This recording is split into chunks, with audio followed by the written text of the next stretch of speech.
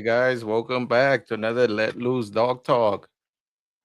Today, guys, we have a special guest. Well, two special guests. Danielle and Darren.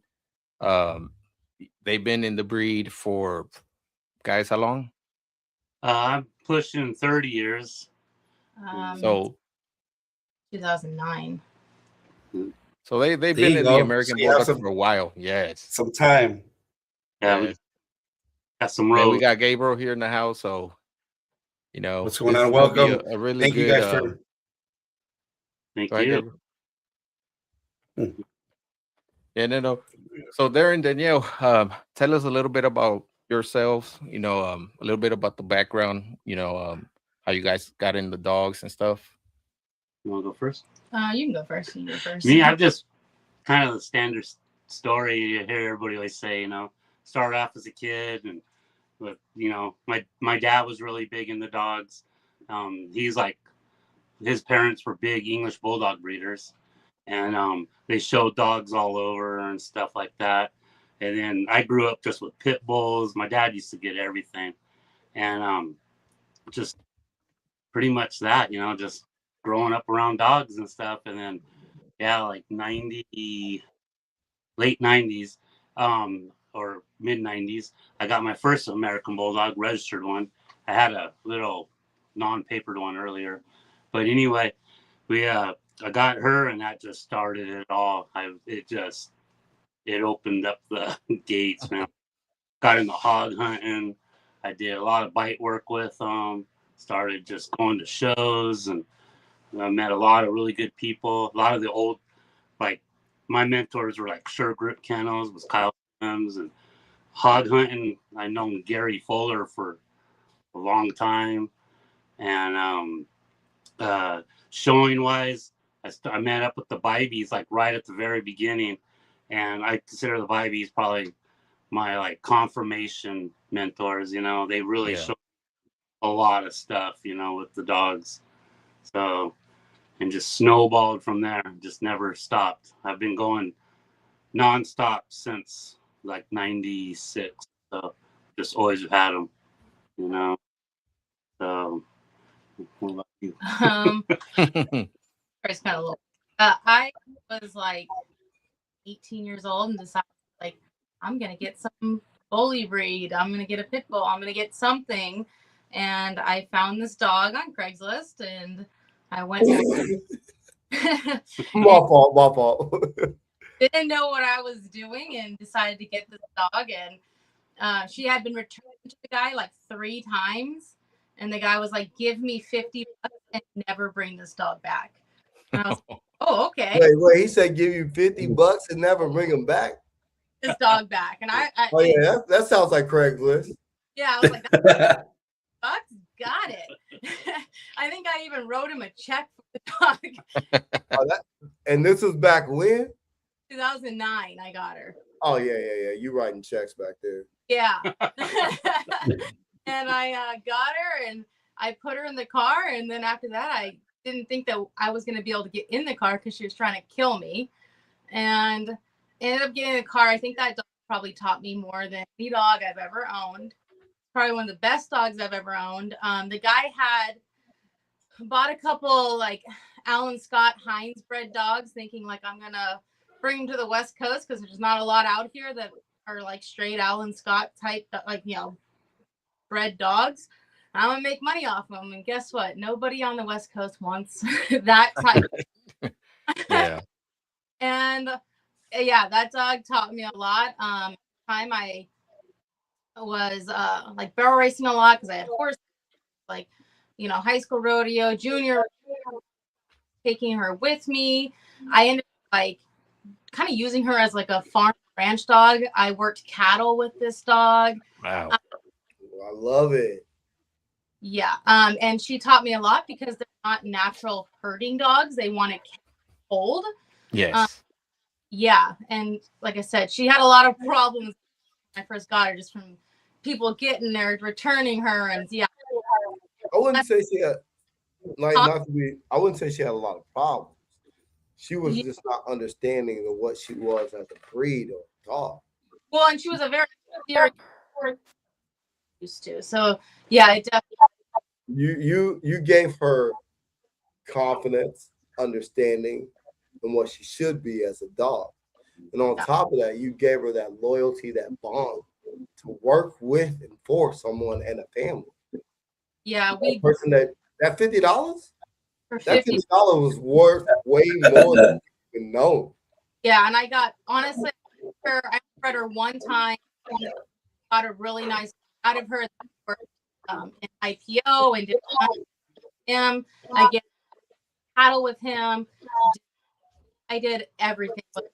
Do you still have that male like stored or around or in your bloodline? My blood. I have some stuff off of that line.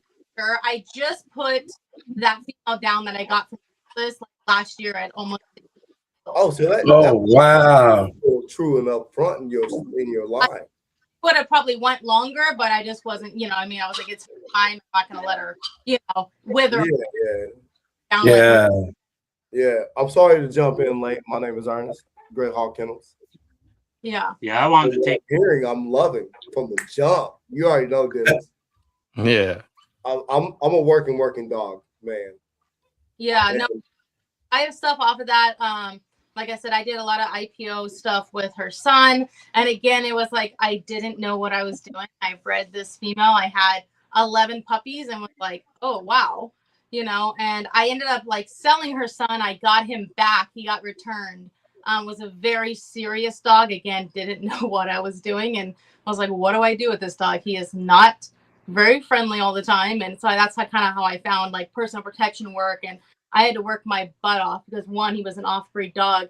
And two, he worked a lot in defense drive versus prey drive. So it wasn't always the easiest. Even though he had a lot of prey drive, he would kind of want to bounce back and forth from defense to prey. So it was kind of hard to get him to focus on this. I mean, he had beautiful obedience, thank God. Like I remember trialing him and I would beat Malinois. His obedience was so flashy and beautiful. Wow. Nice. So, that sounds like a bitch that's in my house, don't it, Dennis? No, Ernest, they have some beautiful standard dogs. Shit that I should work with. Yeah, man. They got some nice, and like Darren said, he used to hog hunt before with them. So Yeah, and you already know I'm trying to go bear hunting.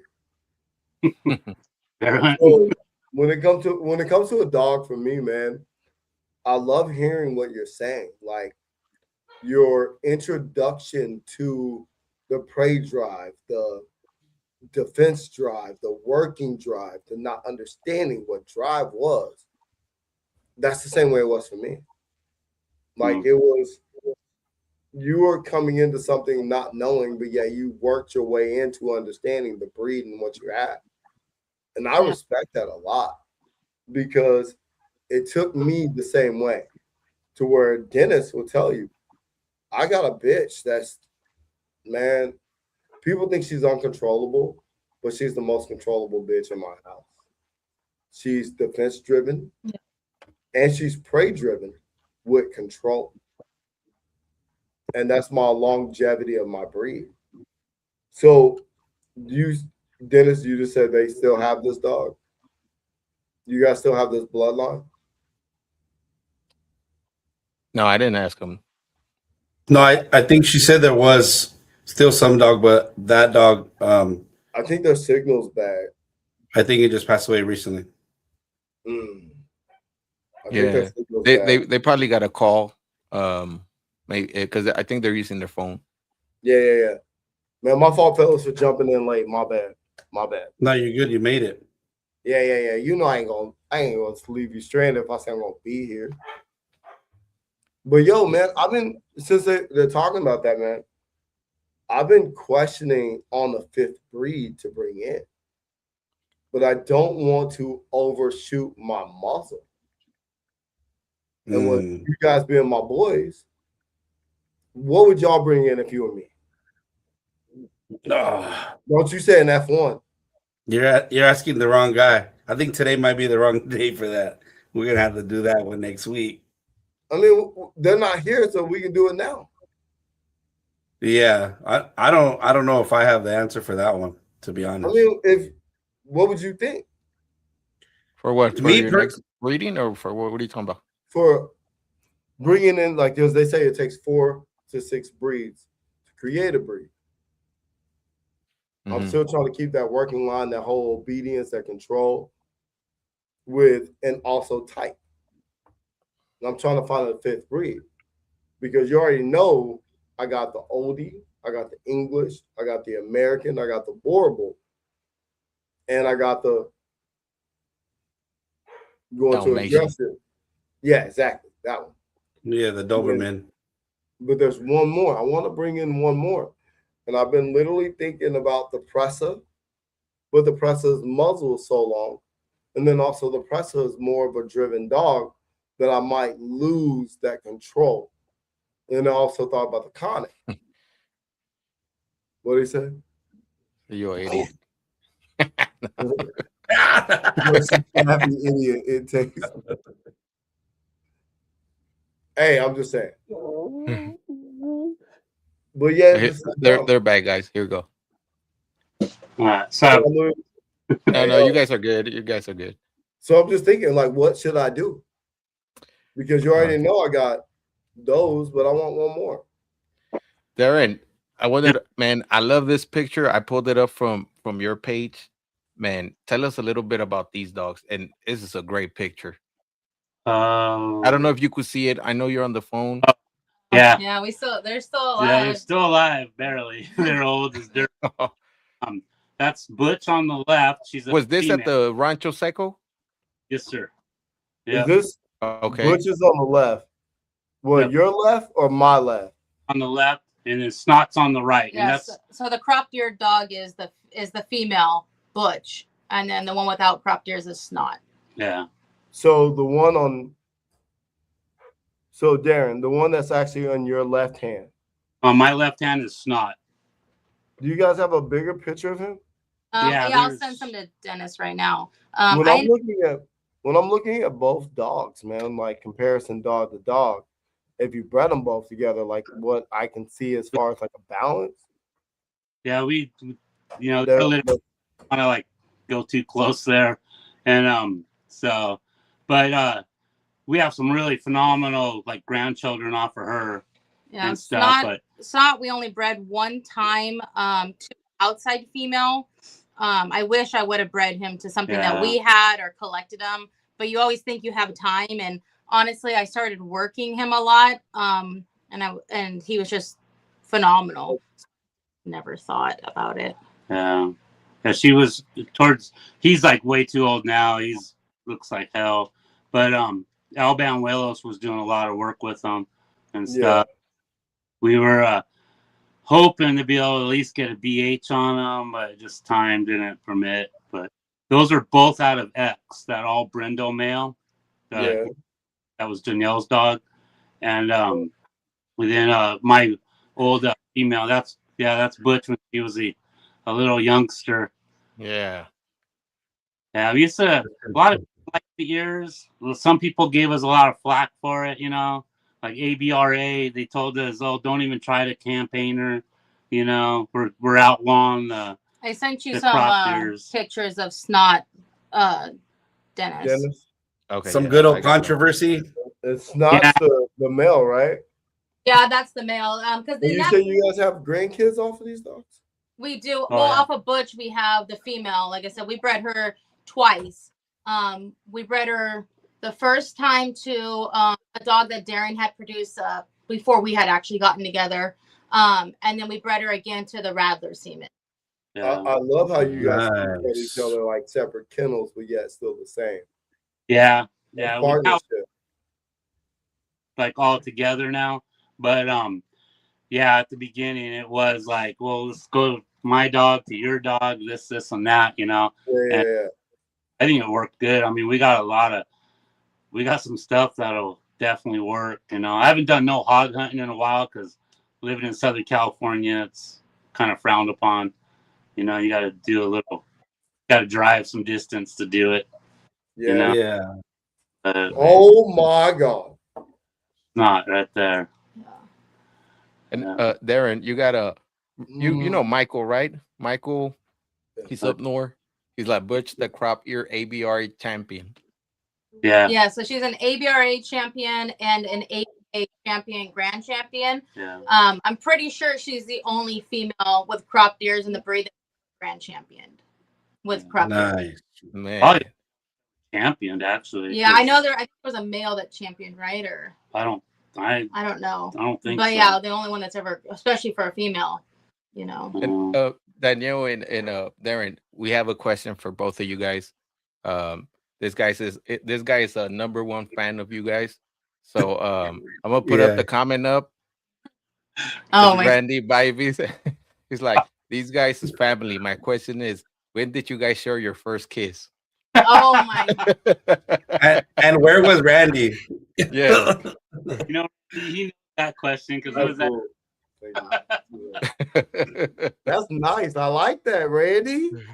yeah. Yeah, when was it? Let us know. That was not my shit. most. It was It many. was It was many years ago, and the only time I've only ever been like flashed or drunk twice, and it's involved the Bibies each time. oh, that's Were why you guys bulldogging? So yeah, exactly. Bulldogging, boy. Yep. Yeah, the Bibies are. Hey, Dennis, Gail. They did that natural tie, right?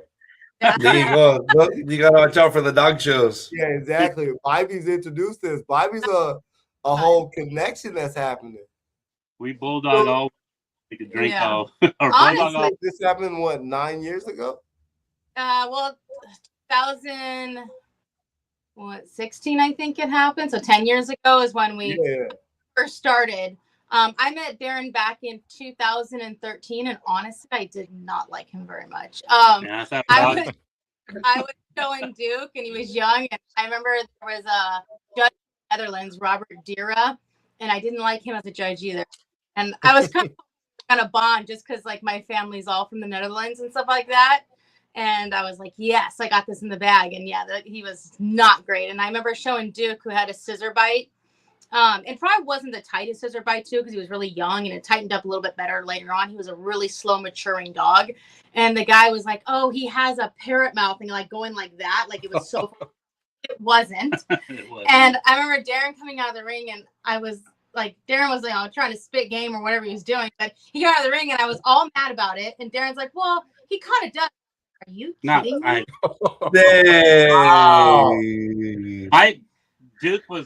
Duke, that dog was, after getting with her and stuff, that dog was the shit. And he did not have an overbite. No, he did not. He did not. And we have his grandson right now and his granddaughter. Grandson's just, he's a badass. Haven't found nothing to breed him to. Can you throw some pictures up of him? Yeah, me. What's his? I know you guys did all the show and everything. What's his work like? What's his temperament like? Working off on? So he has I've worked him with Owl before. His bite work is great. Like he's very fast, very loves it. My biggest issue with him is, and I think what's hard is I started with Duke, who was just such a natural dog to work. And honestly, I got lucky. Like I didn't have to work that hard. Like I showed him something, he just worked for me because he worshipped the ground I walked on. So it's a dog that you have to actually like every single day, like do this, please do this, please do this. I didn't have to beg Duke to do this. He just did it. Like when I taught him retrieves, I swear he learned retrieves in like a day, and he was just natural. Where his son Boy, like I said, exceeds in bite work, but he could care less about doing obedience with me. Like he doesn't need me. He's a very independent dog. It's probably a little bit how I raised him. But like, cause he was born like 4 days before we had to put Duke down. So it was kind of like sentimental why I probably kept him. Like I said, very nice puppy, very drivey, but I didn't put the time in bonding with him, I don't think, when he was younger, just because of emotionally what I was going through at that time. Cause I had lost two of my like all time, like I want to say heart dogs. Cause I've had quite a couple of them. I've gotten lucky to have that experience. But I probably, like I had lost X, and then I had lost Duke. No, I had lost Duke, and then I had lost X, like, 3 months after? Yeah, so, like, back-to-back had lost two, like, very important dogs to me. So I didn't put that work into Boy.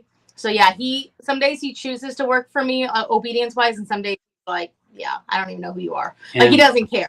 Yeah, I really feel that. Sorry, Darren. I really feel that like dogs feed off of us, where you're going off and on with your emotions of dogs before him, where he's going back and forth with you as well. Yeah. I really feel if we are open, honest to ourselves and our dogs, that they will truly be the most profound thing ever. And actually, to allow them to be themselves, they'll introduce themselves to you and open up to what you don't see of them.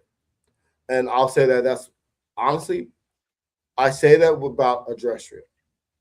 I never put any pressure on that dog. I never expected anything of that dog. I let her show me who she was. And I just walked with her. She literally was like, I'm with you, you're with me. And I think that's a lot of things when we're looking at dogs, picking dogs, wanting more of dogs, that we're putting so much of our own persona of a dog and not accepting the dog to really be the dog. You can't do that to me. You can't. Man. This the grandson? Yeah, this is the son of Duke. He would be a grandson of the first dog the first bulldog that I got from Craigslist. He would be a grandson of her. And it's real quick. So she says that whatever I said about Duke. So the picture is they had an ABRA show down here in Southern California, and I was already an ABA judge, and Leslie Rose was down here, and we were all partying at the Bibies one night, and I said, hey, I want to be an ABRA judge. So she said, okay, you can apprentice and stuff. So Doug Kennedy to be a judge. So I went and I had to apprentice under Doug Kennedy for it. And he already knew I'd been in it for a long time. So Doug was letting me asking me what my opinion was and this and that. And dude, I'm not a big color breeder. I just sent you 3 more pictures, Dennis, of Duke. Okay, let me see. And I'm not a big color breeder, but Duke was a brindle dog. And so I was over. What color dog? A blue brindle. Blue brindle. Mm. Oh, wow. Yeah. I don't know where that came from, but he was blue brindle. And I'm not going to say anything about it. And well, after that dog, I had a whole new respect for. Like that dog was just when we lost him because we were already together for a few years, and I used to take him with me a lot of places, and he was just a badass dog. And he was a very serious.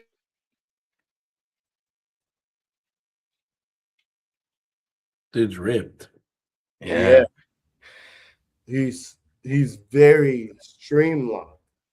That dog does win. Yeah. Like as much as I love how streamlined he is, go back to it. Can we go back to that picture?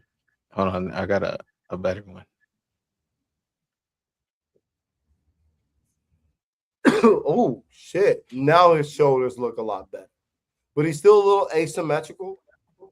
No disrespect if you guys come back in, he's splayed in the feet, but I don't give a shit about none of that. The dog can fucking work, but that extended neck, that thick rear, where he doesn't have that extreme tuck, you can see that. That's a dog. That's one more impact muzzle. And this is the grandson they have, right? Yeah, that dog. I think it's yeah, I believe it is related off of that dog. Do they have paperwork on that dog? Do we all know that? Because it was a Craigslist. The father was a Craigslist, yeah? Yeah, I think so. Man, I don't even need no paperwork. I got that figured out anyway. There you go. That's a solid dog, man. Man, Dennis, you picked a good one. No, they've been in the breed for a while. We've competed against them as well. You and me Gam? and Gam, with both of them. Yeah, we've been in the ring. They, like I said, they're judges, so they've judged our dogs as well. That's something I really want to get with them. Judging dogs is, I'll ask them when they get here, but the things about judging dogs, the things that's the most hardest for them, and to being honest with, you know what I'm saying? Yeah, and I think that's why it's a good opportunity or the perfect kind of time to have them on because we've been going that way about shows and for a judging. while. Yeah, we've been in this for a while, and the same controversy back and forth. But since you guys are back on the subject, so Dennis says you guys have been judging dogs. But before I go into my question, how long have you guys been judging dogs? How long have I been judging? Yeah. Your whole life because you've been doing it for your own. Well, I've judged everyone since I was a kid. Right. But we all judge our own dogs. But like as far as in the ring for AKC, ABA, ABRA, you're a Malasa breed. How long you guys been in this? ABA judge, well, I was ABRA, but I don't know now because they don't do shows or nothing. And then I used to Jose Lopez owned the IBC, and I judged for that 2 or 3 shows for that. Yeah, and then, with that name been said, a moment of silence on that one. Yeah, and then I judged. Brittany asked me to judge like the most. It's like a fun class for the whole Cinco de Mayo, like the USBR. USBR. Yeah. Picked up and the XXL. XXLs and all that. So I've judged that before. But my first ABA show I judged was like, damn, I don't even remember. I'm not even sure. It's been a minute. I've been doing it for a while. And then Danielle, you've been judging a couple of years now, huh? Just a couple of years. I probably could have judged a lot sooner. I just was kind of like not doing my apprenticeship and like all the testing for it. I kind of like putting it off. Like nobody wants me to judge their dogs, Well, so I like no. With that part being said, so there's always a controversy. There's always to be honest to the breed, the standard, the structure. And people say they don't want you to judge your dogs. What is the hardest thing to judge when you're in a whole group of dogs? And then also, why do people not want you to judge your dogs? Is it honesty or what? That's really the only question I have for you guys. In the dog when show? They come back, they'll answer. Yeah, right. No, you know what, Danielle and Darren, guys, they live like deep in the mountains. Yeah, they do deep. So their service it kind of sucks. They're just bear with us as we do this one. This is one we all been needing. We all been needing. No, definitely. Dennis, I'm gonna look for some stuff of a dress here if we can put that up. Are you cool with that? For what? Working dog, a dress shirt. Right now, hold on. They're back. Hold on. I'm waiting for we can do that at the end. Yeah. I can the laptop. Maybe it'll work better on that instead of the phone. So. No, if you get calls or texts, it'll kind of on the phone. It'll kind of freeze it and kind of boot you out. Yeah, Randy, stop calling, Randy. Randy keeps calling you. Randy to get up off. Randy, get up out of here, boy. Randy keeps calling. Hey, Randy, come into the comments. No, but I think. So you answered yours, right? Oh, it's not that I've got none. Nervous about judging, like, you know what I mean? It's kind of nerve-wracking, and I don't know, maybe sometimes I don't want to be like the bad guy and you're like, well, I don't like this about your dog, or I don't, I think I'm actually a pretty decent judge. My biggest thing too is when I judge, it's a dog show at the end of the day, you know what I mean? Like, so if you're out there and your dog is sitting in the ring, I don't care if it's the nicest dog in the ring, if it's sitting and laying down and running and galloping through the ring, yes, I'll love the temperament, but I can't pick a dog that's not showing. And it's a show at the end of the day. I don't care if it's not perfect. I'm not asking for perfect, but it has to at least stand for a second and let me see it. So that is, and you guys have seen me show dogs. I mean, I handle a pretty decent dog, and I've done other shows like UKC, AKC, and that it does matter with that kind of registry.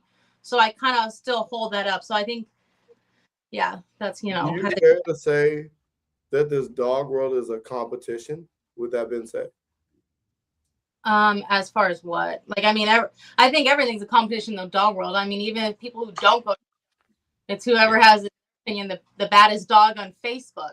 So I mean, it's the dog world. Yeah, that's been an argument that like we've been going through for a while. People like, oh, this isn't a competition. Yeah, but it is. It is. And we were, what was it, like maybe 2-3 months ago we were in this conversation. Because we get people that post like, oh, this ain't a competition, blah, blah, blah, blah, blah. Ready? What is he mad about? No, people say this ain't a competition, bro. And what do I say every single day, Dennis? If you're not trying to be the best of your craft and compete, why are you here?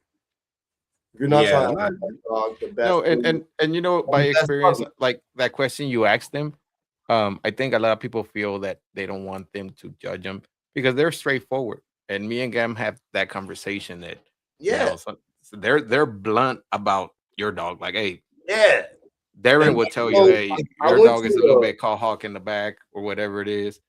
And like one of the most, other than the Ibeca shows, dogs are big ego circles.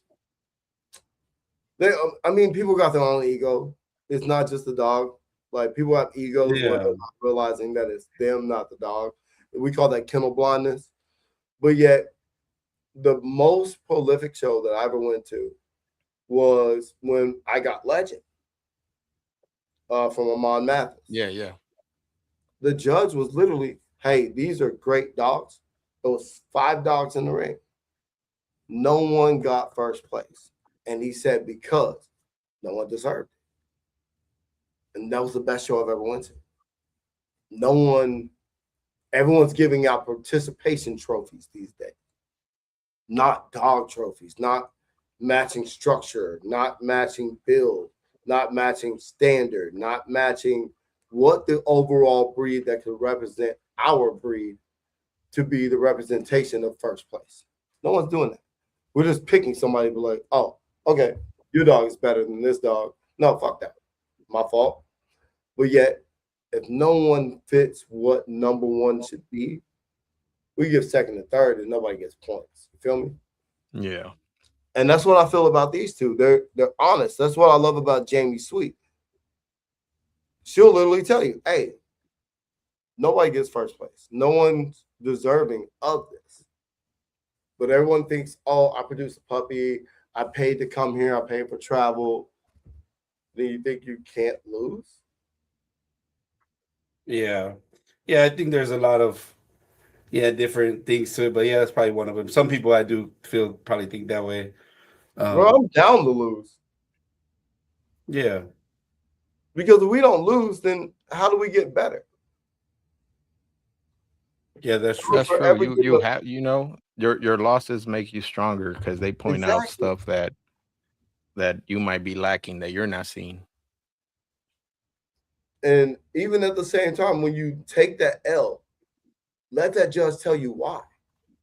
Now, ask questions. Don't be afraid. Just because you know he didn't pick you, you know, go up to him and ask, like, hey, you know, what is it that you saw that I got second behind this before this dog?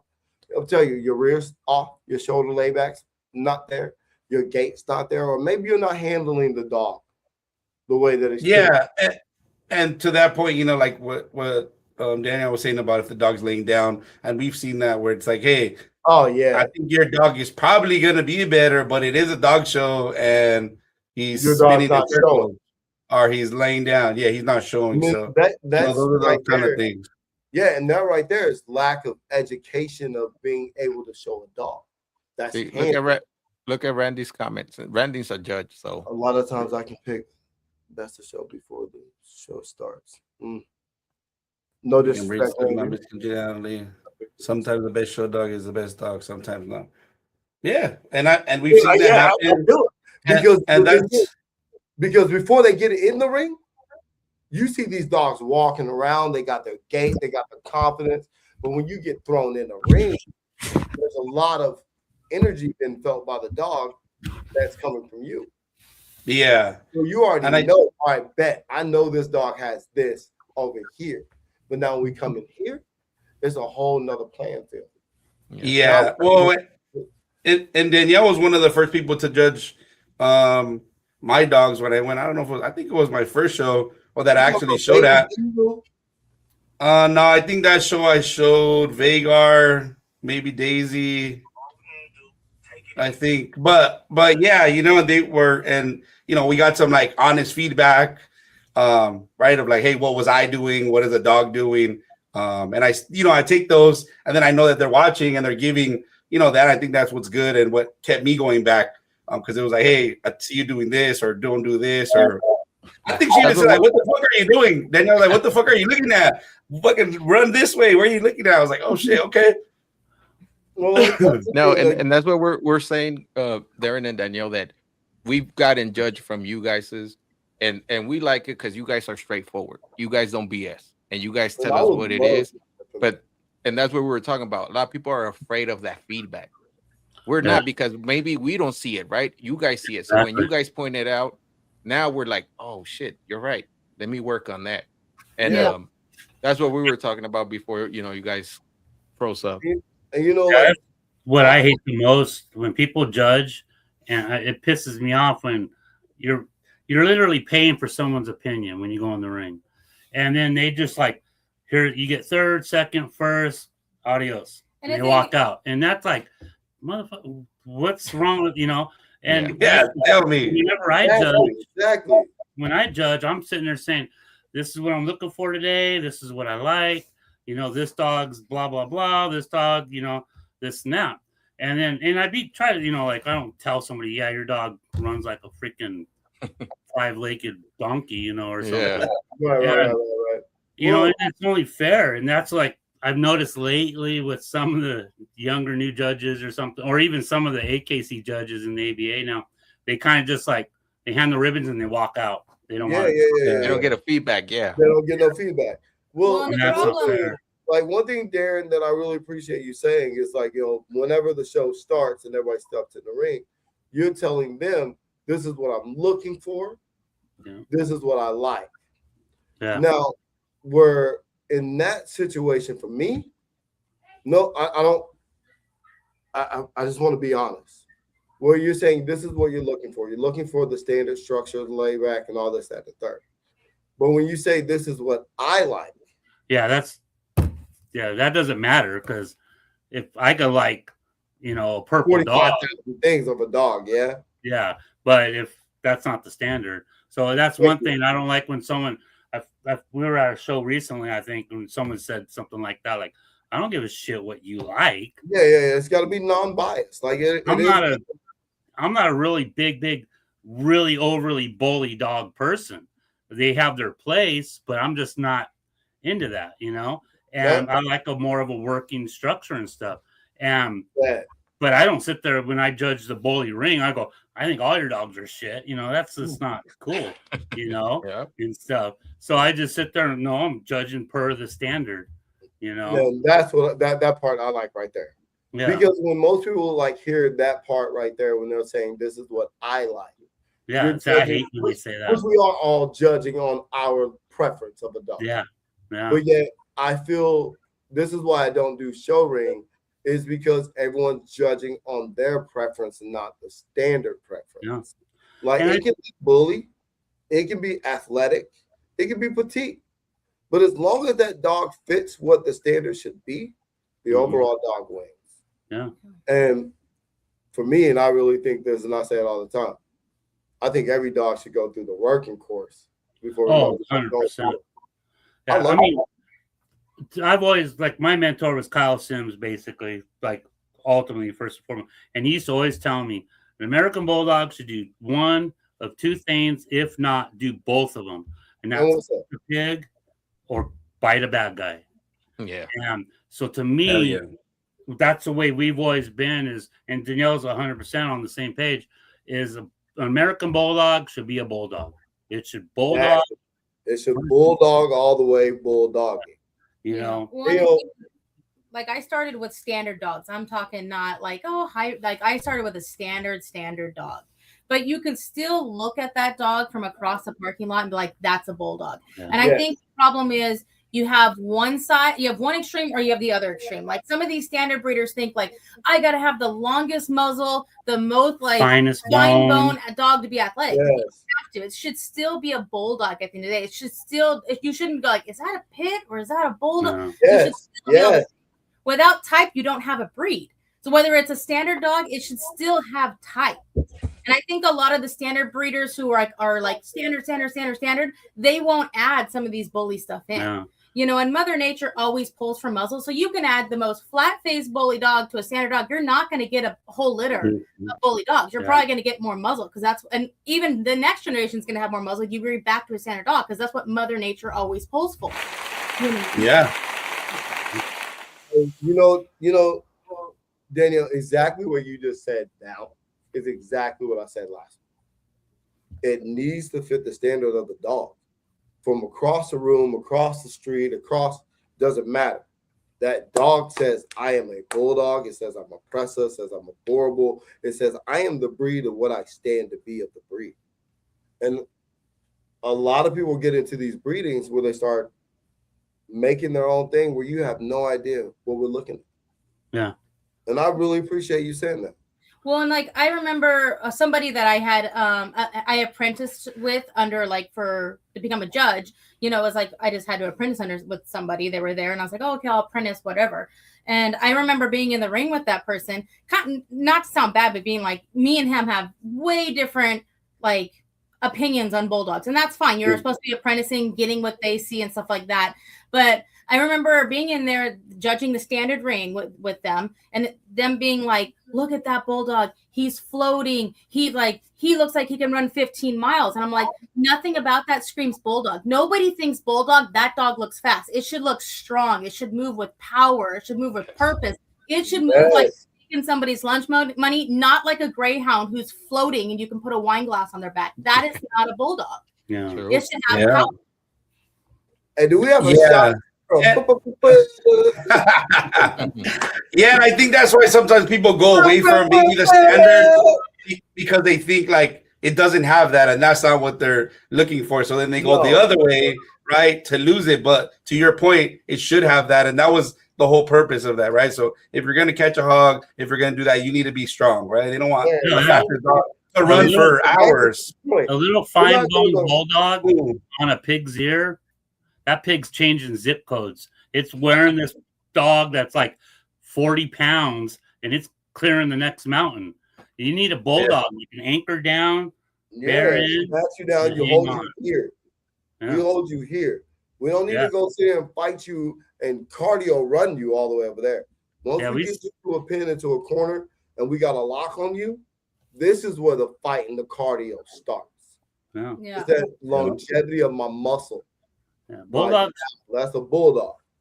That whole supposed to be. And I'm not saying they have to be the biggest dog. Like the first dog I started with went off Craigslist. She was only like what, a 70-pound dog, maybe 21 inches at the withers. Wasn't a huge dog. Still had bone, had mass. Like I said, I worked cattle with her. She could grab a steer by the nose and like drag it down an arena for me. But I also would ride 7-8 horses a day from 6 a.m. until 1-2 o'clock, and she would go all day, even in the summer. So it's like just in the high desert. Yeah, in the high desert. I lived in Little Rock at the time, and it would get hot out there. Yeah. And it's like, go jump in the water, figure it out, but she still had power to her. Like you didn't look at her and go, that dog's going to be drugged by a pig. No. Again, they don't have to have, bone like a Chihuahua or a Rat Terrier. They should still have to them. They should have something to them. It's that prey drive, determination, and confidence. If they don't have that, they lack one of the three. I mean, they can still do it, but yet they're not completely all the way there to complete the task. Danielle, who's this right here, man? This dog is impressive to me. That was X, just the letter X. I had gotten him from Jose Manzano with AB positive American Bulldogs. I can never thank Jose enough. He gave me that dog. We co-owned him together. That was Snot's dad. So that was Snot and Butcher. So when I was on y'all's page, is this him right here? I think I got another picture.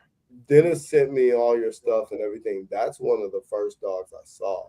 Yeah. And he was a He's big the grandfather of the dog you have now. Of Snot. He's the father of Snot and Butch. He's the grandfather of Max. Max and that Dolores. we just showed against Dennis and Gabriel and you don't have any direct sons of him? No. That's him, right? Yeah, we have a couple direct sons. I have we have Adder, we have Snot, but like I said, Snot's really old. Adder's kind of old. We have Chivo, which Carlos in Arizona has. We co-own with him. And he's gotten they did some French ring training with him. Really nice dog. Not the biggest dog. He was a very tight breeding. It was a uncle to a niece breeding, and they were already kind of tight a little bit. He's not as big as his dad. His dad was like a legit 112, 115 pound dog, 25 inches at the withers, like a good heavy dog. Like he was a very heavy dog. I ended up getting a BH on him. I was going for his one. And when I got his BH, it was like 90 degrees out. It was very, very hot. And like I said, he was not a small dog. But he still did the job at 90 degrees. He still did the job. It was a very planned out. Like I remember hosing him down, soaking him wet, and then going out there and be like, I'm working first. I will, do my long down second because I'm not going to let him sit in the sun for 15, 20 minutes while someone works. I can hug you right now. Yeah. So I can fucking hug you right now. Yeah, Michael said at the Rancho Seco that he had a tug of war with X and Ziva. Yeah. Oh, so did you guys perform in like a what is it? What do they call it? Iron Dog. Iron Dog. Yes. Yeah, we used to. We did really good. Can we bring that back? They still have it. It's just called Sport Dog. Well, they sold Iron Dog to somebody in Canada, I believe. And he kind of changed it a little. He changed it, I think, quite a bit. Yeah. I'm not worried about none of that. I'm talking to these two. Yeah, Brittany. Does it. She does, but she calls it Sport Dog. Yeah, so it's pretty much Iron Dog. They just changed the name because they sold it. Oh, we could do that over here. Oh, yeah. All day long. Brittany, the best of the West Dog. Brittany's a beast, man. She'll travel anywhere to work dogs. That's true. Brittany is like, you guys know her. I like it. I mean, she pushes working dogs. Yeah, at the last show, I think we talked about it. That could be something. I think that's something that we should, have, kind of add and just get some more people and kind of introduce them. I think that's why it's a great opportunity for you guys to be on here. And again, we appreciate it. Kind of bring, other people, right? There's people people we know, but I feel like we're able to bridge the gap at the times that we spend at the dog shows, and I feel like we're learning a lot, and you guys have shared a lot, and we're sharing too. So I think it's better for everybody. I seen somebody else too. I think they posted something about a weight pull at the where was that one, Dennis? Oh, in June, Claremont at Darren. Yeah, there's one coming up. Patrick. Patrick, Patrick. Yeah, he posted that. Oliver De La Cruz. I mean, that guy. I mean, you guys are SoCal guys. Real cool. Oliver's right there in Riverside, man. That guy, he's a weight pull guru. That dude, I mean, that's some fun shit too. The weight pull and Oliver's stand up. We need to pull. You know what? That's what I was talking to Gabriel about. You know what? I'm like, let's just bring the dogs out there, see what they do. I'm like, we never tried them. Let's test them, see what happens. No, Oliver, Omar Ross, he'll probably be there. Randy Bybee. Randy's got freaking 10 harnesses. Probably it'll fit anything from what was it? To a 5-pound dog. Nice. Hell yeah! Kennels, bull pull. What's that? Bull pull kennels. They had Katana. They're out West Coast with you guys. Bull pull. Bull pull. Like bull. And never heard of them. Yeah. I've always just, during my first marriage, I had 2 boys, and my oldest son, I gave a puppy to. Well, I used to take him over to Oliver. I give you a name of a kennel. And he would do weight pull over there. And then Randy was like, Randy was really big in it. We actually did a show one time. Out there for you. We put on a show one time, and I forget what happened. Well, we always had weight pull at our shows, because me, Randy, and Allison, we used to be Wild West American Bulldogs. Then we became the Catalina Wine Mixer. Our Prestige Worldwide. Oh, okay. Yes, exactly. And then but we always used to put on weight pull, bite work, all that stuff with our shows. And So Oliver and them would show up, and we come on out. You guys could have the back corner, do it up, and we would encourage people. Come on, get out here, work your dogs, and do it. Just like we encourage people to show your dogs. Yeah. All these people nowadays, they want to freaking breed their dogs every freaking heat, and then they never show up to the shows. They never support. Come on. This is a community. We need to all. If you make $1 off your dog this year breeding it, then you should be supporting a show. Or doing something. Absolutely. Go do something with it.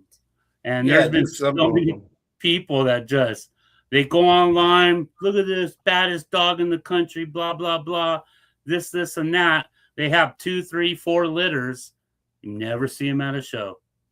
Come on. True. Fill it off. Yeah. Yeah, we want to see it. Yeah. I feel like you guys have known, you guys all started, everybody started somewhere, but our shows are pretty friendly. Like they're pretty, I don't want to say user friendly, but they are. Like everybody is pretty easygoing. Like I remember going to like AKC shows, and those are scary. You have big handlers, you have this, and I'm going to be honest, there's not a lot of friendly people sometimes in certain breeds, and I mean, I've done it and it wasn't very comfortable. Sometimes it's still not comfortable, but like American Bulldog shows, let's be honest, they're one big like fun party. Like everybody hangs out. Everybody is very supportive and nice. Like if you walked up to me and Darren and said, "Can you help me like stack this dog or show me what I'm doing wrong? Or, where do I go? What do I enter?" Like we're really easy because we've been there before where someone's like, "I'm going to enter this dog Bully." And we're like, I wouldn't enter that dog Bully. And when it's like, it matures, but right now I would never enter that we've dog done that where they put it into like more standard ring and then they kicked our ass. We're like, fuck. Yeah. And we've done that where we see like, hey, we have another extra dog. Like, can you show this dog or hold the dog for me while I go in there? Like, like you said, I'm sure there's other, registries or where they're like, man, you're on your own, right? Like, I don't know you, you don't know me. This is more like a community. And I've seen that show. I saw you guys that. Randy was talking to some guy through it. Like, no, you're going to go in, keep the dog on your left. You're going to do this, and that. And, and I think the guy ended up getting first in his class. Yeah. And you guys see me, I made some little changes and stuff, but I got a lot of work to do, right? But I mean, I'd like to think I've come a long way. But those little simple mistakes, right? And that's from like that, you guys. We all learn. A long way, Cam. But what sucks for me is you guys are way over there, and I'm way over here. Drive, dude. Well, it sounds like a you problem. Wait, get it. Did he say drive? Everybody, we will drive.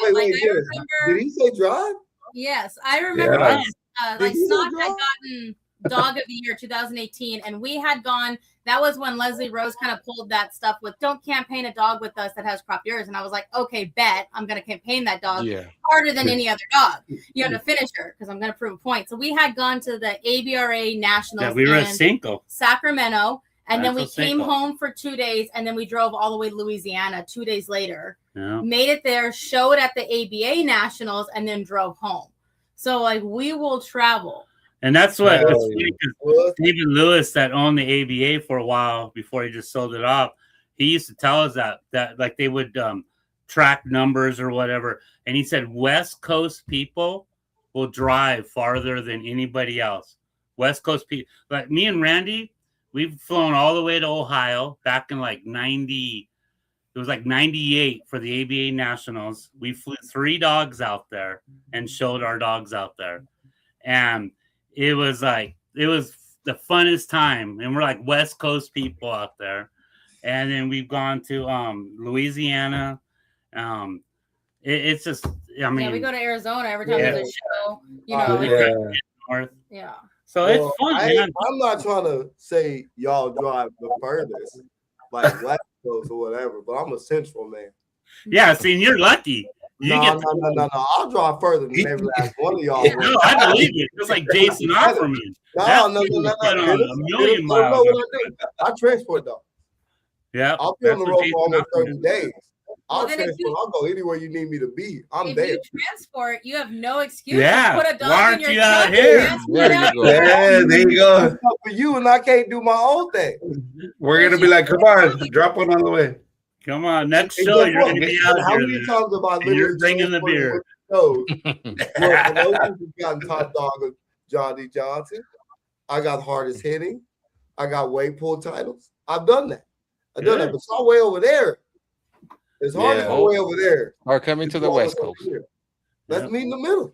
But we just told you how fun our shows are, so you think you'd be jumping in the car and going. I just met you yesterday. we're gonna put it together. But that's what I'm trying to do. That's the cool thing, traveling and against the boar bull and the African bulldog. Y'all ready for that? No, bring them. No, and it was pretty. You ain't ready for that. Not AMA allows borbos. What did you say? The AMA allows borbos.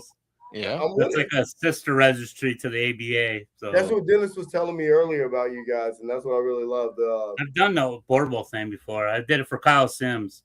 He had a borbal, and he called me one day when he wasn't retired yet, and he goes, "Hey, dude, I need you to run up to Norco and take Hondo to a evaluation." So I'm like, appraisal. Yeah, appraisal. So I drove up there with them, and it was a trip. I mean, I dug on it. It was pretty cool to see them, judging everything from the toes to the ears to the tail to the nose, man. So and it was interesting. Not to interrupt you, but where you got to see that as far as an appraisal and a breed, how do you feel about having that as far as going for American or old? Oh, 100%. Jose Lopez was working on that before he died. Yeah, I was talking to him one day up at the Seiko show, and we were shooting the shit, and we were talking about that, and he was like, "Yeah, I'm working on that right now." It needs to be done. I really think it needs to be done in every breed.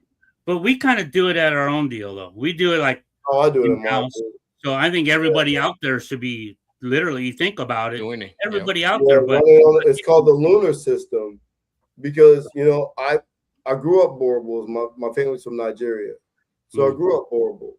But then I grew up Rottweiler, Doberman, and the oldie and Americans got introduced to me. So I break down every single one of my dogs in the Borbal system. Yeah. Every last one of them. And after doing the whole structure and everything of the lunar system, I go for the mental and I go for the working. I go for the confidence and that balance. I really think we need to put that in every breed that we got. Yeah. And I mean, most people I know, all the people that have been doing it for a long time, they all kind of do that at their own, they don't share their results, but everyone I know right now, you don't know too many people anymore in the breed at all. It's really faded out. It's kind of sucks. It really has. Yeah, but like the old timers, I don't want to sit there and say, Bibies, all them. Yeah, they're watching their shit. They're not breeding crap, Yeah. And what was his name? Marbles. Like, there's so many breeders when I came into this that are no longer like when you guys said Doug Kennedy, I was like, oh, that's a legend name. Yeah, and he's still doing it. Yeah, he still is. But you don't see a lot of his blood out in the public. And I respect that because he's trying to literally keep a gym and keep the breed where it should be. Yeah. But we don't have a lot of them that still exist to be out in the public today. Yeah. And it's crazy to me because I've been here since I've been born, but in the Bulldog, I've been here since 97. So it's been a long time for me. Long. So I was like 7 years old. Yeah. But guys, I want to get to a topic, and I want to give this breed their shine because we're talking a lot about the American Bulldog, but just because I've seen this dog in person, and man, I tell you, and Danielle, please tell us a little bit about this guy here. Yeah. Let me send you a recent picture. He's baby. Young. Yeah, he was a baby. What is that? 6 months old. That's a pug water. Yeah, that's a F1 right there. Yeah. It's a pug and a Rottweiler. No, it's a That's pug in the Rottweiler? All the Doberman uneducated Pinscher. people out there think that's the only way you get black and tan is if you breed so hot. That's it. Yeah, we got a lot of hate over him. A lot of people didn't believe that he's a pure breed dog. Why? Because they just haven't seen them before, or they just you don't see the smooths as much. So she's just saying. So, but he's a. Let me hold on. I got a couple more. Yeah, he's a badass right there. He's just the best. Brussels. Yeah, Brussels Griffon. Brussels Griffon. And he's a smooth coat. So how many types of coats are they? Just two. There's just two, yes. Yeah. So you've seen, I think we had a rough coat in Arizona, didn't we? Yes. Yeah, I think you had goatees and all that, you know. But then he's a smooth, so no beard or nothing. And then there you go. Yeah, but that's a young pitcher, so it's hard. Yeah, that's a 7-month-old puppy. There you go. That's Grinch's sister. That's man. Yeah. We actually have grandchildren off of Grinch right now and stuff, but they're getting ready to go home now. I saw that one. Children, they're nieces and nephews. I saw that one on the flyer, and I really love the fluff on that one. Yeah, the beard. Yeah. Like it kind of balances him out more than the black and tan does. Yeah. Well, they come the smooths will come red or black. The whole breed. So the whole breed, they can come in 4 colors. They can come red, Belge, which has like some like black hair in it. Kind of marked a little different kind when they're younger, but pretty much it's like a red. They can come solid black and then black and tan. So that's it. They can't have like white on them. They're not supposed to. No chocolate. They're not supposed to come in chocolate or blue, but there obviously are people now, like a lot of the Frenchy people that already ruined their breed. They're trying to get in and, you know, make some money off another little dog. And they're trying to add all the chocolates and the merles. And, you know, they're kind of change it, you know, just typical. Albino. They're only supposed to. What is this breed's purpose? What do they do? They were originally ratters. I knew it. So yeah, they originally were ratters, and they would also put them in like the carriages and like the taxis, and like if they went to go run in somewhere, they were supposed to bark and protect the like carriages and stuff they bought like that.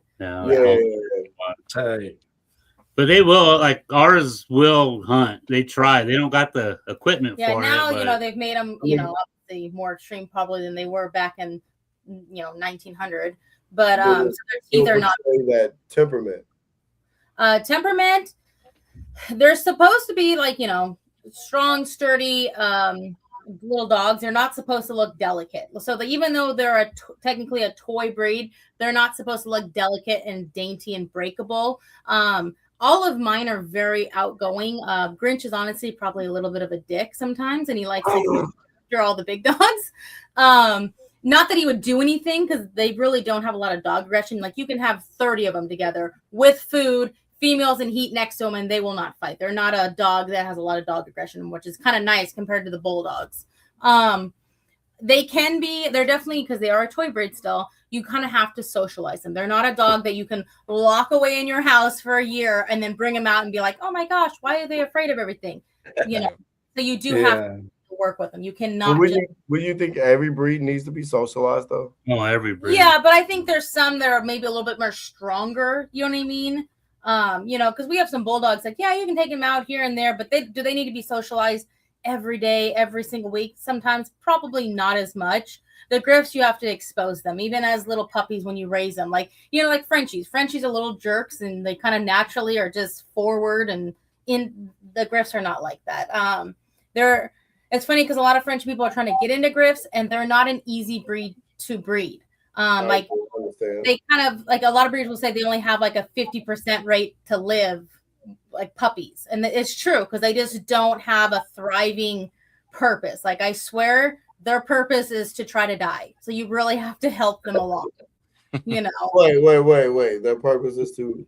Like when they're like little, when you first have them, and like when they're first 2 weeks born, old. a week old, days old, you have to put in the effort to kind of keep them thriving, because if you let them go a little bit, they just don't thrive as well. Like because they don't have the weight that a lot of dogs have. Well, you said they're like they're trying to die. Well, like okay, for instance, you have a bulldog. Like say if you have a bulldog, the mom is. They're like a Viking. They're looking for that pleasurable death. No, they just don't care to thrive and live. Like I swear, you sneeze too close to them. If there's a breeze, they get cold. They will just fade away. They like to fade away. They are just not a breed who thrives. They're very small when they're born. They don't have a lot of muscle and weight to them, so you really have to give them that extra push. Like, okay, you're ahead of it. If you let them slip a lot, they don't always thrive. Once you get them past a certain age, they're very strong, sturdy puppies. It's not like they, are going to jump and break a leg, but you have to get them over that hump for sure. So they're more delicate to birth than the Frenchie is. Oh, for sure. Yeah. Like, because a Frenchie is still a bulldog. It still is thick, heavy. It wants to do stuff, So, yeah. These things are tiny when they're born. Yeah, they're only about 6 to 8 ounces when they're born. So man. Like a freaking hamster. Yeah. So tell us a little bit about this. Where he's at, Danielle? That is in New York at the Westminster. At Westminster at the Java Center, that's where they have all like the breeds, where you show like the classes and the breeds. The only thing that shows at Madison Square Garden now is when you go into the groups. So it was a pretty decent class. I mean, it doesn't sound like it, but it's a pretty decent class because Westminster is like a lottery draw. So like if you're not the top, I think it's 5 or whatever it is, and you're not invited, you enter and it's a lottery draw. Like not everybody gets in. So you kind of enter and you're stressed out for like a month. Like, oh my gosh, I hope they get in if they're not in the top 5. If they are, then they're invited and they're kind of, in. But if not, it's a lottery draw for sure. So I think there was 12 or 13 last year. He did get select, which I know it's like, select is like second, but it's huge to me because it's kind of like the Olympics. Like, okay, you got silver or, bronze, but you still got something at the Olympics. It's kind of the same thing. It's such a huge show. And I don't want to say it's very political, but it can be a very political show. I've seen dogs who they're the number 1 dog in the country in their breed and not even get anything. So it's definitely, and it's huge. It's I can't even explain it. But yeah, so he did get select, which I was very pleased with. And my friend Renata was handling what she's been a professional handler and, stuff like that. She's handled him a lot for me. And I'm very grateful for that because that's definitely more her world than it is mine. And she knows kind of how it all works, which I do think it makes a big difference with AKC. True. Oh, look at that. Ooh, the angulation is solid. Yeah, I mean, total layback, that top line is clean. Yes, he showed the best I think he's ever shown. I feel like he should have probably won. Again, I knew why he didn't win. I think a lot of like stuff comes down to it. The judge that judged the Griffs also judged Bichon's, and she had gotten best opposite in Bichon, so I don't think he was going to give him best opposite or anything bigger than select because he was already giving. I know you're like that shouldn't matter, but it does. It does matter. Yeah. Like, Darren, when I saw this picture, I thought you had dyed your beard, and I didn't know what it was at first. Why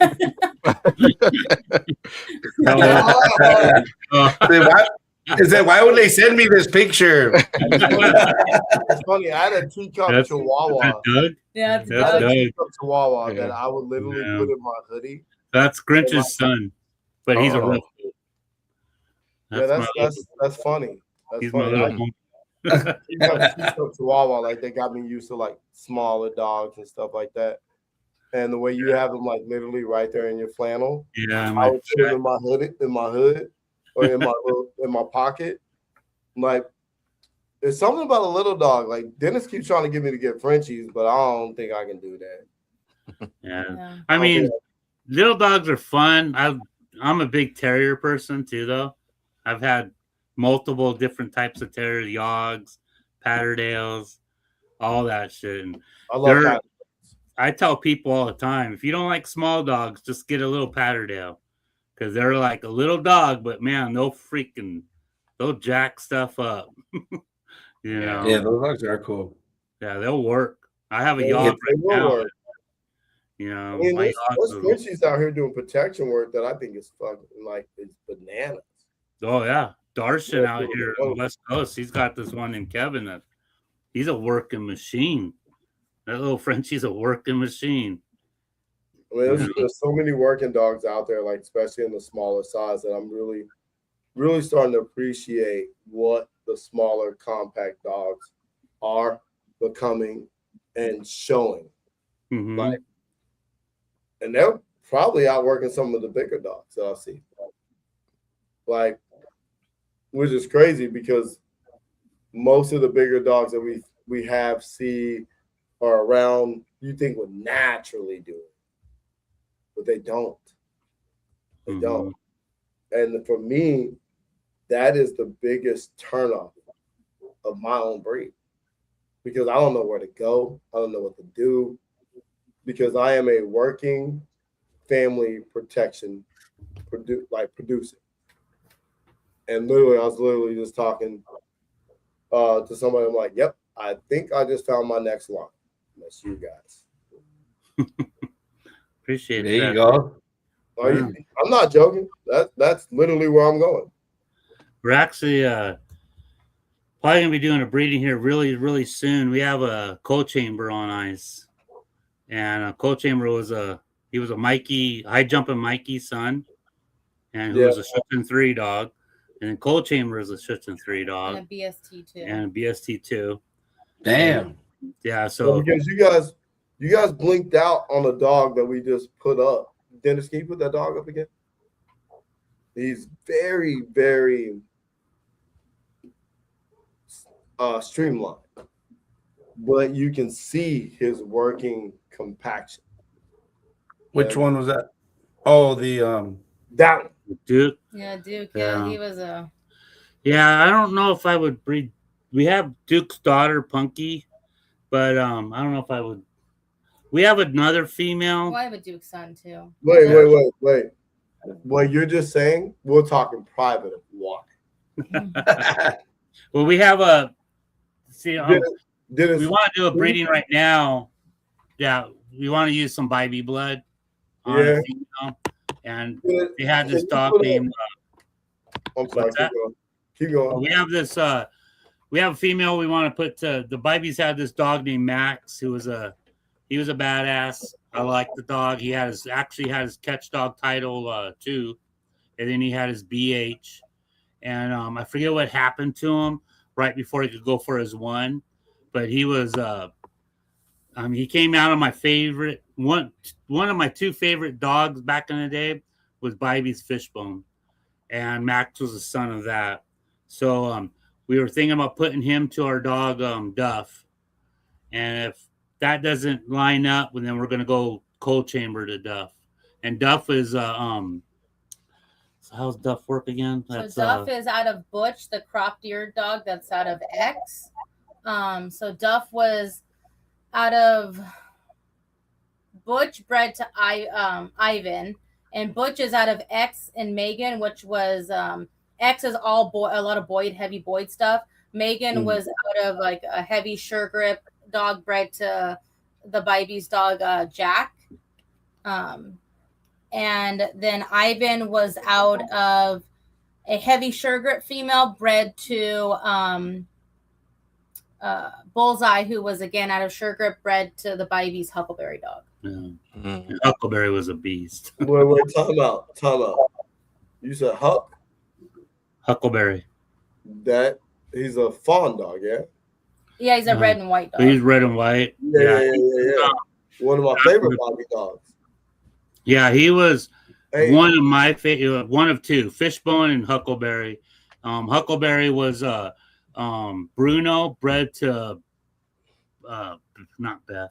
Damn it, I'm drawing a blank on the mom. But he was a serious dog, very, very serious dog. Like he was.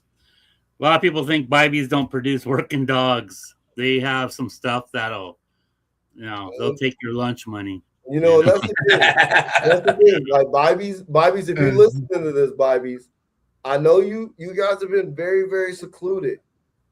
Let me get some. We're very fortunate, and the Bibies have exactly good friends with ours. We've built that relationship and that trust. We don't sell with breeding rights. Anything that Allison wants, we honor. And I mean, we honor it. Even great grandchildren. That's maybe the Bibies have papers, and we do not sell a breeding rights. Breeding rights. I give you a stamp. No breeding. If you want, we're very fortunate that Allison and Randy work with. No breeding. I don't care if you want breeding rights. You got to earn that trust. So exactly. Yeah. That's another show. It is. Yeah. It is. We're gonna bring Bobby on this mug. But if I can't get it from Bobby, I'm gonna get it from D&D. Well, I still have to approve it for Allison. That's how I keep that great relationship with Allison. A lot of people talk crap on that, but I don't. No, I know you don't, but I'm just saying it'll pop up every so often. Yeah, everyone's getting advice like free samples at Sam's Club. And allowing people to breed these dogs and mess everything up for us. Because we do the same thing with them too, like on our griffs, because they have griffs too. And they won't sell a griff because we don't give away breeding rights to our griffs. Because you know how it is. Someone will get that Grinch blood and they just want to rape it. And I've had overproduce it. Yeah. Plenty of people get a hold of me, especially old Frenchie breeders that they just have like really ugly, crappy dogs. And they want to breed to Grinch, and I do not do it. I do not sell breeding rights out of Grinch.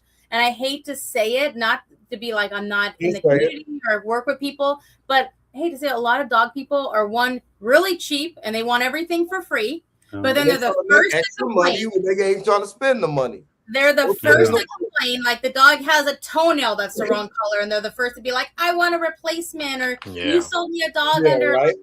So honestly, sometimes it's just not worth it because it's just like, I mean, we've given dogs to co-own homes, like people who are in the breed, and they've like gotten a hold of us, and we'll be like, hey, I know with my stuff, my lines or dogs that we have, you have to like let them grow. I have slow maturing dogs, and they want a dog at a year old that's doing all this stuff that a grown dog, it's like my stuff is still at a year old, sometimes not mentally mature, physically mature.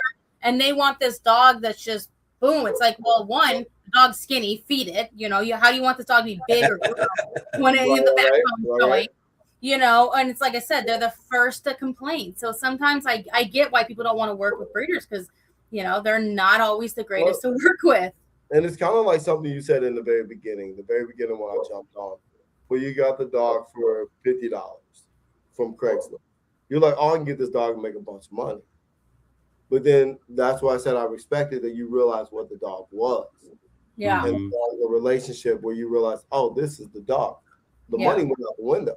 Well, I never got her to breed, actually. Like when I got her, I just wanted a dog. I wanted like a pit bull, a bully breed. I didn't even know what I had gotten. Like I didn't even know American Bulldogs. I thought I was like, you left the money alone. You left the money alone and let the dog be the dog and found out dog love for you. Yeah, and like I ended up breeding her, like I said, like 2-3 years down the road, and I had already done so much with her, and I wanted something out of her. So it wasn't even like I think I even sold the puppies, like no papers, for like $400, $300. I didn't even like really. I didn't even register. But I just wanted. At the same time, you put in the work to find out what the dog was. Yeah. Breeders today, they're just breeding for the dollar. Oh, 100%. Elevating this breed for the dog. Yeah. There's a lot of that. How many of those guys you see jump ship already? I've seen so many people they breed once or twice, 3 times. They might get a freaking YouTube video out on Dogumentary, and then they're gone. Yeah. What do they call it? Oh, I'm leaving the game. Yeah. Because you call it the game and not the longevity of the breed or the evolution of the breed. They're de-escalating the breed. Yeah. 100%. Evolution the breed. They tried to sell their shit to everybody as the top. Everybody wants this. I got champagne. I got what's that other color? And they still have the dogs. Yeah, they still got what's that other color in Frenchie? What's that other color? And they're probably not even feeding those poor things. They're probably throwing it pedigree. You know, they're not. What's that one color that was like not princess champagne? What is the color? For what? Which color? It's like a fawn color. Oh, like the Isabella or whatever. The That Isabella. one. Yeah. I got Isabella. Well, boy, I'm gonna breed 2 of my dogs. I'm gonna get an Isabella. That's a white fawn. So Danielle and Darren, did you guys drop that litter? That girl that you guys took to the Arizona? Nah, it kind of it sucked. Yeah, she ended up getting pregnant. You guys saw her; she was very pregnant. And then about 10 days before she was supposed to deliver, she just started. Darren's like, she looks smaller, and I was like, yeah, she does. So I was like checking on her, and then she started bleeding, and I was like, that's not good. So I ended up taking her to the vet, and she had, for whatever reason, like I said, sometimes just happens, and she just kind of started absorbing them, and then she had a dead puppy inside, and she was 10 days before, so we had done antibiotics. I was going for ultrasounds every 2-3 days to check heartbeats and do stuff, and then at the end, I was just like, if nothing's alive or do whatever, I don't care. Just make sure you save her, clean her out, and stuff like that. It was more, I'd rather keep her, especially like she's not a dog that can be replaced. She's out of Butch, who's almost like I said, she's old, can't be bred anymore. Bred to like Radler semen, so she's a very irreplaceable dog. If she could never be bred, we'd still obviously keep her because we love Max. She's a great dog. Well, you saw they saw Swagger, that big huge white one with the eye patch. Oh, who's the dog that Dennis just posted up that Darren's holding in Arizona? Oh, I'm sorry, Rake. Max, yeah. So that one, that's Rake. So that's her son, and we have a female out of that too. That is just phenomenal. Yeah, she's more of a standard. It's funny because we bred Butch to Radler, and we got a bullier female, and then we got a more standard hybrid female. Just that old school. That outcross for you. Yeah, that's that old school West Coast hybrid breeding. Kyle would do that. He'd get a litter of 8 puppies, and 3 were freaking bully, and the rest were all standard. It's funny because Kyle comes over, all the time. We see Kyle all the time, and every time he comes over, Kyle always goes for the more standard one. Like he's always like, that one's more, and she definitely has more of a Radler look. She kind of looks like a female Radler, and he always goes for that one. So, guys, do you guys have any questions for them? Anything you guys want to ask them? I do. I just have one. Go for it. But I don't want to hurt nobody's feelings. I don't know if you guys were. I don't know if you guys got to see. I think it was last week's episode, and we kind of talked. And we've talked about it before, like the whole F1 to like oldie and stuff like that. So my kind of input to that, I had a question. So my understanding is that the F and the F1 is for foundation or foundational. That's where it started, right? So they use that to produce the oldie. But my thing is that I've been seeing, which people are coming for me already, a lot of people just using the F1 only and then using that like over and over, and then competing with that F1 against actual, oldies, and then they win, right? Or they don't win. But I was, my question was, I think, or am I wrong to say that they should probably compete in different classes, or should they even be competing at all? And not just for that breed, but in general, right? Because typically when you breed 2 different breeds together, it's not like a set breed, and that's usually what registries and standards and dog shows are for those breeds, right? I know that's a lot, but that's kind of just my question. You want to take it first, or you can go for it. I mean, that's such a slippery slope, but I say breed it. If it looks like an oldie, it's an oldie. So and he's asking, do you think they should be shown together with other oldies? Yeah, that's what I'm saying. Is just throw it in the ring. If it looks like one, then throw it in the ring, right? I mean, I think the purpose of doing an F1 breeding is to try to better like the breed or the dog, right? But if you're only doing F1 breedings, what are you doing? Like, you know what I mean? Like, you're just trying to put a Band-Aid on because you cannot produce dogs that fit an oldie look. So you keep adding Americans that add bone and size because why? You can't find, you know what I mean? There's plenty. Think about nowadays. There's plenty of dogs, even in American Bulldogs, like when they had the 7/8 rule with NKC. There's so many varieties in the breed. You shouldn't have to go outside. You can't tell me you cannot find an oldie that looks like an AB to add back in. You can't tell me you can't find an oldie that looks like an English Bulldog to add back in. You know what I mean? It's just people trying to, I don't know, maybe try to cut corners and go straight to the point. But then what are you doing after that? Yeah, exactly. And that's what was my question. That kind of like, what Darren was saying too, because like if it looks like it, then yeah, I throw it in there, which okay. But to that point too is like, then where do you stop, right? Because then you just do it again, and then turns out there's some people that only have F1s and it's been 10 years. And it's like, hey, wait, they're all, F1s. And then what's the point? And I think you could look inside the breed, like you said, and find a good one, an oldie. But maybe it is just kind of, cutting corners. I could be wrong, right? I think maybe everybody's different, but and I think crazy. A lot just of people that just have generational F1s, like shit, or get off the pot. It's no different though. Like if you think about breeders who only have one generation, like they might have been breeding for 15 years, but they've never got past that first generation because they just keep buying dogs, doing a breeding, buying dogs, doing a breeding. You're not actually moving forward with your program. So it's like, does that kind of say something as you, as a dog person, as a dog man, as a breeder, that you cannot produce a better dog than that, or you don't have an eye to keep your stuff going? You have to keep buying something from somebody to produce what you want, so maybe it says more for you as a breeder that you can't produce a dog, or you can't put dogs together, or they don't like what they're producing. And I think to Gabriel's question, I think because how the American, we have two types, the standards and the bullies. So we don't compete out the back standard and the bully. We probably will meet in the best in show, right? Yeah. Or best of breed, whatever.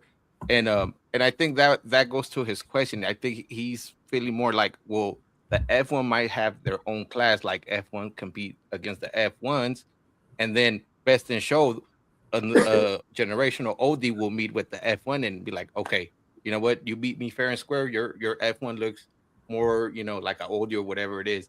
I think that goes to Gabriel's question that since, we breed American Bulldogs and we compete with standards, but we don't see them until, the end.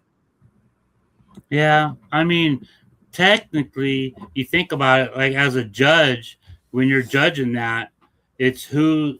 So when you bring in the best bully and the best standard, who's meeting their standard the closest? Yeah. So, that's, you should be like, as the judge should be picking the one that meets the standard the closest.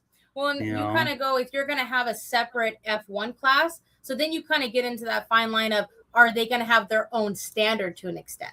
You know what I mean? Or are they going to change the standard a little bit, like maybe make them a little bit bigger or smaller? Or are they going to widen the size? What are they going to change to make those F1s their own little thing before they go against the oldies? And like Al's comment is, if you are breeding F1s forever, you don't have an oldie program, you're just making cute puppies and can hopefully sell. And it's kind of true. Like I said, same thing. If you are thinking you have a program in ABs, Griffons, or anything, and you're only buying bought dogs, you don't have a program. You just have dogs you're breeding to sell. If you were breeding F1s, like Gam said, for 10 years, all you have is F1s, then you are truly not putting foundation to make generation. Yeah. You have to make a generation you have to connect these generations to make that one whole dog. Mm-hmm. Now, I say this because I've been in oldies for so long, and I started with the 7/8. My whole thing was to make the overall dog. Now, to take an F1 to compete against an oldie that's a generational, if that F1 beats that generational, then guess what? That's still an oldie. He is the foundation of an oldie. Now, to say if I take an F1 and I go to somebody to get another dog to put to my dog, there's a lot of breeders that cannot breed a dog. And I think a lot of the reasons why we can't breed a dog is because the breeder that we're getting a dog from is not built to make genetic reproduction. So we have problems. When I think a lot of people look at the dogs in front of them. Like they don't sit there study pedigrees. They don't study all the stuff. They just see the first generation 100%. Or the grandparents and they kind of go, I'm going to get this. Just the pedigree. It's more than just pedigree. It's genetic lock. It's genetic code. It's line breeding. It's connecting things in my yard so that way I can produce consistency. We lack consistency in a lot of breeds. Our ABs and our oldies. Yeah, ABs are not consistent. I would say, and I think a lot of bully stuff, and that's where I go back to. I think a lot of the breeds lack consistency. When I said I think tight breeds lack consistency, it's hard to keep tight. Like even with Griffons, if you breed a Brussels Griffon that has the tiniest too much muzzle, you get a whole litter of dogs who probably have too much muzzle. It's always harder to keep tight, and I think a lot of people fail to like recognize that or to think about that. They're just like, well, these look pretty good. Well, again, Mother Nature always pulls muzzle. So I think people forget about that. I think they might, but I still believe that we have a lot of pet home breeders and not breeders. Yeah. That are not taking traits, that are not building back to the trait. That's where we're having a lot of inconsistency. So for me, I started with an F1. I made my own. I made my African Bulldog. I'm starting to create what I see, what I know that I'm looking for in a dog. So if I can't go to an oldie breeder and the English type, the oldie type, or I can't even go to an American breeder to take that to my yard, I think there's a problem outside of those people that I'm going to. It's not sometimes the breeder. Sometimes it is the breeder, but it's not always the breeder. Sometimes there is a breeder that wants to start over and recreate. When people say you don't recreate the wheel, sometimes the wheel is rolled too far. That we need to go ahead and put that car back in reverse so we can go ahead and make this back all over. And that's what I'm at. Deep.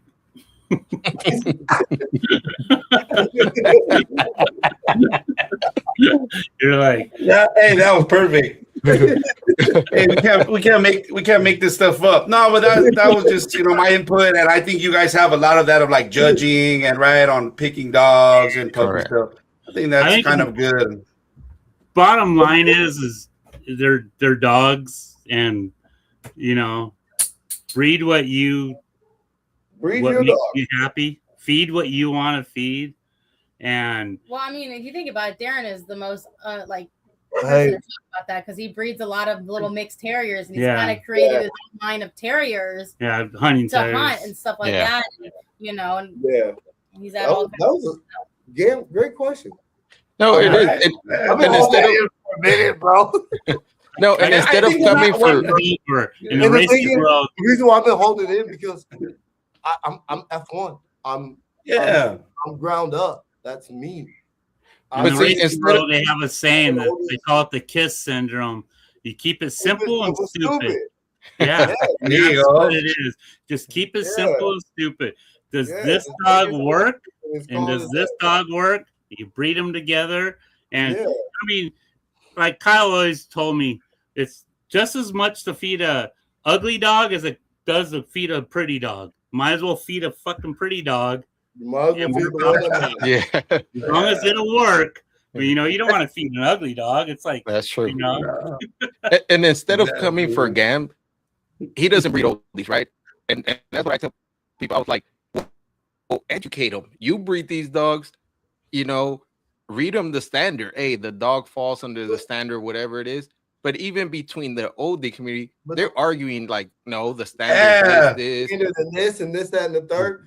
And that's why you know. So then they're going to get mad at him because he's asking a question, and and I think he took it. They take it the wrong way, and I'm like, well, no, just teach. And me being the guy that I am, maybe I threw a little bit of gasoline on it, right? Because I'm a spectator. I seen it happen. There was a show a while back, and some people won and some people lost, and the community was going crazy, and I'm like, I'm not even a part of that, and they were going crazy. So then I started, asking questions, and hey, why are some people so like up in arms, or why are they upset? And then, what we're learning about that, like, genetics and dogs and breeding, and then I'm like, wait, now the more I know, it doesn't make sense. Okay, all right, man. I hate that word. I hate that word, mutt, because hey, Allison. Hey, I don't see it jumping in the door. Okay, I think every dog's a mutt. I think every dog's a mutt. Every dog's a mix. They're mutts. Nah. So emotional over. They're like, yo, you guys are sitting there. Wow. Yeah, shots fired. You guys hurt people's feelings. You guys are sitting there like, that's funny. Don't hold back, Allison. Tell us how you really feel. Hey, you guys are sitting there what, like 7:30 y'all time? 8:30? Yeah, we're 7:30. Yeah, 7:30. We'll wrap it up. Hey, can we get round 2 of this? Hey, I would love it if you guys would come back. I think it was good. I want it. It was fun. That would be cool. Yeah, no, it was fun. Let me just say this. Yeah, definitely fun. Darren, Danielle, it was amazing to sit in this platform and sit in front of you guys. Thank you. So much knowledge, so much. I can't stop smiling. You guys are fucking dope. Yeah, thank you guys for taking the time. I appreciate it. It was a long time coming, but you guys, deserve it. We appreciate everything you do for the dogs and the community. So we'll bring it together and do some stuff. Yeah, thank you. One more thing, Darren. I know they've been pushing to go to this IOEB show in Reno. They're like, bring the American Bulldogs. We have a class for the American Bulldogs. June. October 10th. June? October 10th? No, October? Yeah. Oh, October. October? October? Yeah. I don't want to step on toes right now, but Allison's going to get mad at me. I'm in it, boy. But we're pushing for a wine mixer coming up soon. Let's do it. I got to see what the schedule would be. But it'll be weight pulling. There's going to be obviously 2 shows Saturday, 1 show Sunday. We're pushing for it. Hey, let's do it. Well, hopefully, how many miles away? Or you're from Texas, right? Final? Well, I'm from Oklahoma. Don't put me in Texas. He's in Oklahoma. But he lives in Florida. Texas, so. I live in Florida, though. It don't matter where I'm at. I can be there. He's gonna go. Yeah, you transport. You can make. Yeah, you transport. No matter where I'm at, I can be there. I need someone to bring a wild big baby out here from back there. So yeah, let it go. All right, keep us updated, Darren. We'll sponsor a couple of classes. Yeah, definitely, we'll be there. Yeah, we'll throw it on here and everywhere. Count me in. Thank you guys. Cheers. Have a good night. Cheers. Cheers. Cheers. All right. I'm all out.